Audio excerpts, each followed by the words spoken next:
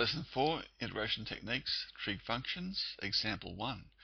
Evaluate the integral between 3 and 0 of the square root of 9 minus x squared dx using x equals 3 sine theta or otherwise.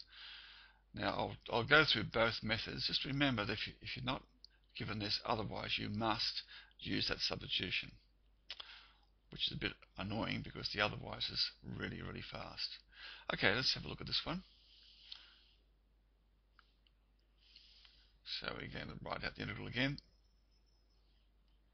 3 and 0 root 9 minus x squared dx. So we have x equals 3 sine theta. So dx d theta equals 3 cos theta, which means that dx is equal to 3 cos theta d theta. Now getting our limits organized, when x equals 3 equals 3 sine theta, which means that sine theta equals 1, which means that theta must be equal to pi upon 2. When x equals 0 equals 3 sine theta, which implies that theta must also be equal to 0. Right, now we can set this up now. Our integral equals, now this will be pi upon 2, 0 square root of 9 minus 9 sine squared theta times, now dx here is 3 cos theta d theta, 3 cos theta d theta. Okay, so I equals the integral pi upon 2 and 0.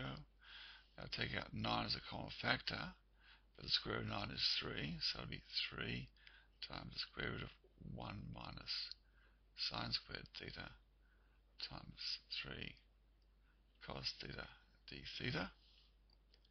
Let's multiply these two together and take them out the front. It's 9 outside of, now this is pi upon 2 and 0. Now 1 minus sine squared theta is cos squared theta, and the square root of cos squared theta is cos theta. So cos theta times cos theta is cos squared theta d theta. Now we know that cos 2 theta equals 2 cos squared theta minus 1. So cos squared theta equals 1/2 of cos 2 theta plus 1. So we'll write that out as 9 over 2 square root of, integral of cos 2 theta plus 1 d theta between pi upon 2 and 0. Alright, now continuing on here, we're going to write that as 9 over 2, and that will be, integrating this one, will be 1/2 sine 2 theta plus theta between pi upon 2 and 0. 9 over 2 and 2. Putting pi upon 2 into that one, that's sine of pi, which is 0. This becomes pi upon 2.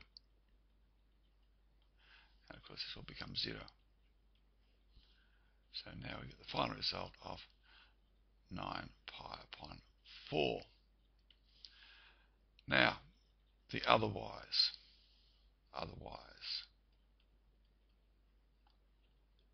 And this is a really neat technique. Now we've got to work out the integral, remember, of square root of 9 minus x squared dx between 3 and 0. Now if we let y equals the square root of 9 minus x squared, we recognize that as being a semicircle,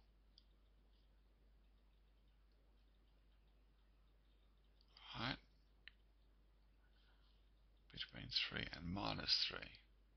So clearly this integral wants us to work out this area here, which is just a quarter of a circle. Now the area of a circle is pi r squared, and you can see here that the radius of this circle is 3, so if we worked out the whole circle, it'd be 9 pi. But we only want a quarter, so the area we're after is equal to 9 pi upon 4.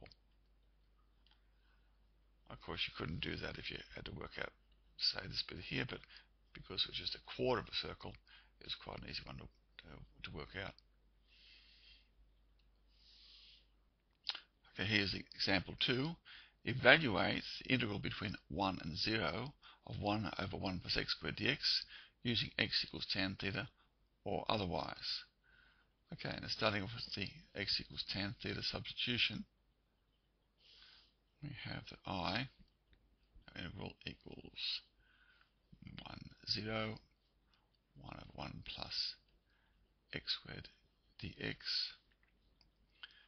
x equals tan theta, so dx d theta equals sec squared theta, so dx equals sec squared theta d theta. Now limits, okay, when x equals 1, 1 equals tan theta, so theta must equal pi upon 4, and x equals 0, tan theta equals 0, so theta must be equal to 0.